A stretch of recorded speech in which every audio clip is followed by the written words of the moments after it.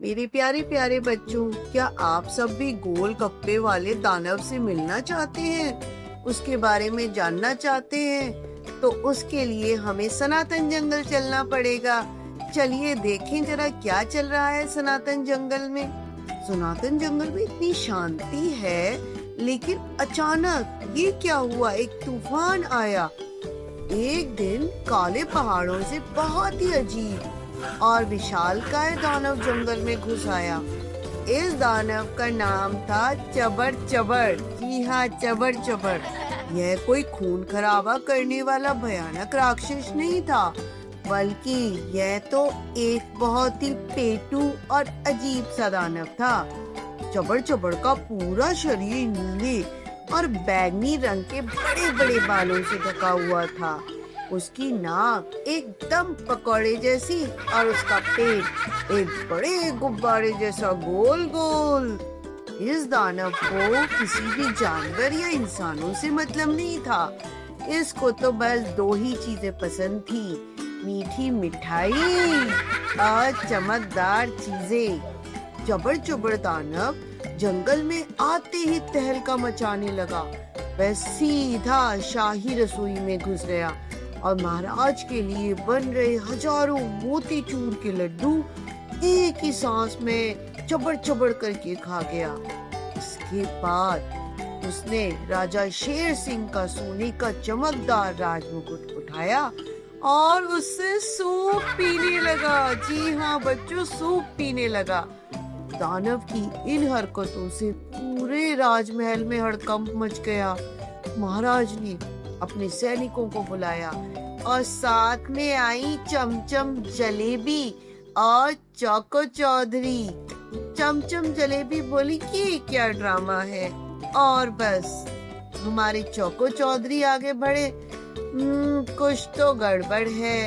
इतने में महाराज बोले, जाओ उस नीले बालों वाले दानव को हमारे जंगल से बाहर निकालो और मेरा मुकुट वापस लेकर के आओ। महाराज ने आदेश दिया।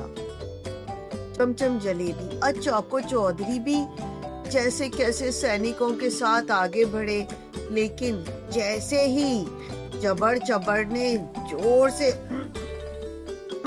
डकार ली, डर के मारे सब लोग भाग गए। महाराज बहुत निराश हुए। उनका खजाना और उनकी मिठाइयाँ खतरे में थीं। ये खबर पूरे सनातन जंगल में मिठाइयों की खुशबू की तरह फैल गई। जैसे ही राघव की टीम ने सुना तो वो परेशान हो गए।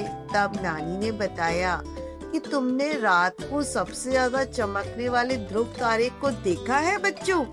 सबने कहा, हाँ नानी देखा है। तब नानी बोली, बेटा ये ध्रुव तारा स्ट्रॉन्ग डिटर्मिनेशन का सिंबल है। छोटी सी राधा बोली, वो कैसे नानी? नानी ने बोला, बताती हूँ। बहुत समय पहले राजा उत्तानपाद की दो रानियां थी, सुनीति और सुरुचि। राजा अपनी छोटी रानी सुरुचि से थोड़ा ज्यादा प्यार करते थे। एक दिन सुनीति का पुत्र ध्रुव अपने पिता की गोद में बैठने गया। उसने जोर से धक्का देकर कहा, इस सिंहासन पर बैठने का अधिकार केवल मेरे पुत्र का है। छोटा सा ध्रुव रोते रोते अपनी माँ सुनीति के पास पहुंचा। सुनीति ने समझाया, बेटा सबसे बड़ी गोद तो भगवान विष्णु की होती है, वही सबके रक्षक हैं, तुम उनकी शरण में जाओ। तब मात्र 5 वर्ष की आयु में ध्रुव घर छोड़कर घनघोर जंगल में तपस्या करने चला गया। उसने दिन रात ओम नमो भगवते वासुदेवाय नमः का जाप किया। भूखे प्यासे रह के एकदम डटा रहा। उसके बाद जब भगवान विष्णु ने उसको देखा तो प्रकट हुए और बोले, वरदान मांगो। ध्रुव ने कहा, प्रभु बस मुझे आपकी गोद चाहिए।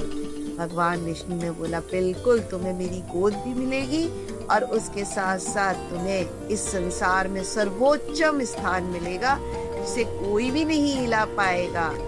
तो बच्चों, अगर तुम भी चाहो तो स्ट्रॉन्ग डिटरमिनेशन और इंटेलिजेंस से महाराज शेर सिंह और इस जंगल को दानव से बचा सकते हो।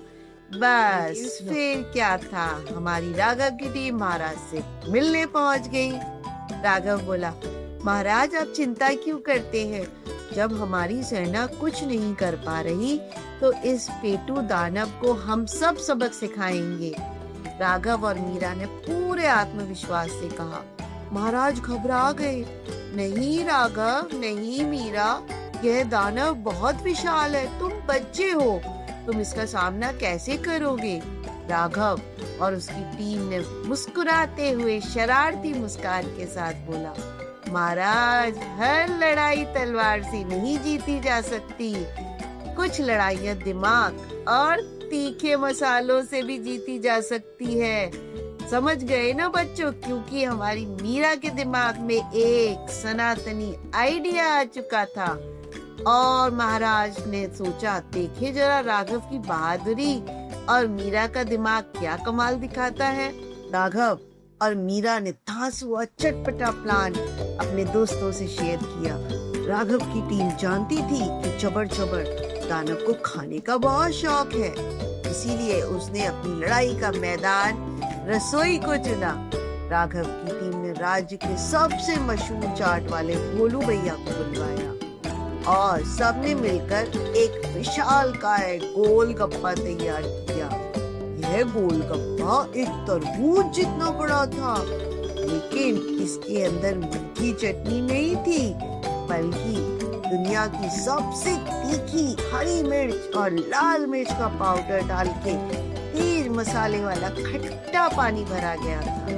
इतने में लोट-पोट लड्डू को तो इसे सूंघने से ही छींके अच्छी आने लगी और वो बोला, ओह दिमाग टाइट हो रहा है, मुझे तो लगता है शेयर करना ही पड़ेगा। राघव और उसकी टीम ने इस तीखे बम को एक सुंदर सी सोने की थाली में सजाया और उसे लेकर महल के बगीचे में पहुंच गए, जहां पर चबर चबर दानव महाराज का मुकुट पहन के मजे से सो रहा था। दानव से आमना सामना हुआ राघव का। में राघव ने खेलो कूदो गिरी गिरी कहकर दानव के पास जाकर सीटी बजाई। दानव ने अपनी बड़ी बड़ी आंखें मली और देखा एक सोने की थाली में इतना बड़ा रसीला गोलगप्पा रखा है। उसके मुंह से पानी की नदियां बहने लगी। वाह, इतना बड़ा गोलगप्पा! चबड़ चबड़ के ने फटाक से अपनी जीभ लपलपाते हुए उसे अपने मुंह में रख लिया।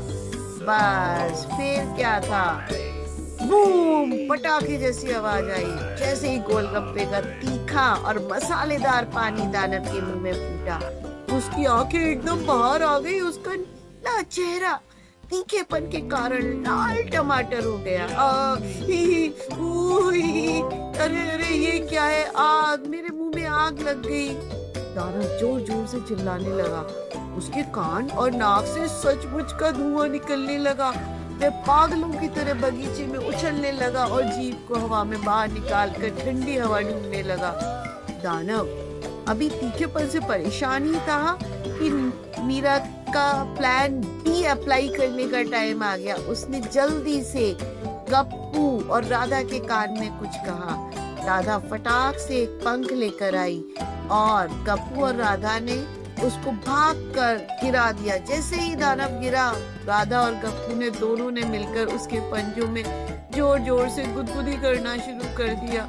रुको, हाँ, वो रुको, ओ मुझे गुदगुदी हो रही, ओ ई।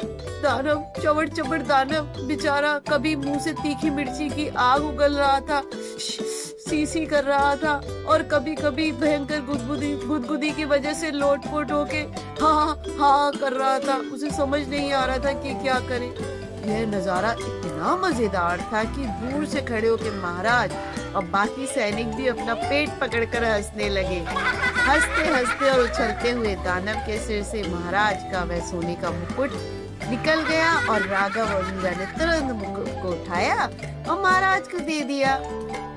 चबड़ चबड़ दानव बोला, बच्चों मुझे माफ कर दो, मैं अब कभी इस राज्य में नहीं आऊंगा। यहाँ के लोग, यहाँ के जानवर बहुत खतरनाक है, मीठे के नाम पर तीखा खिलाते हैं और फिर गुदगुदी करते हैं।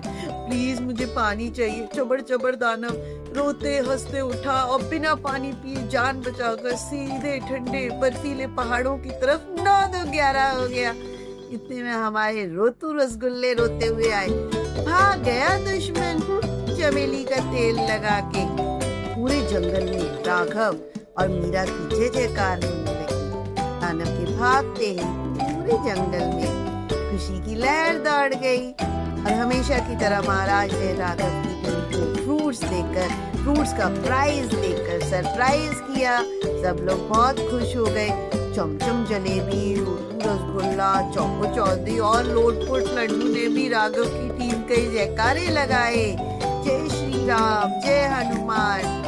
और फिर देखा बच्चों कैसे अगर आप समझदारी से काम लें तो कितनी भी बड़ी प्रॉब्लम को इजीली सॉल्व कर सकते हैं। तो चलिए मिलते हैं हमारी अगली कहानी में। धन्यवाद।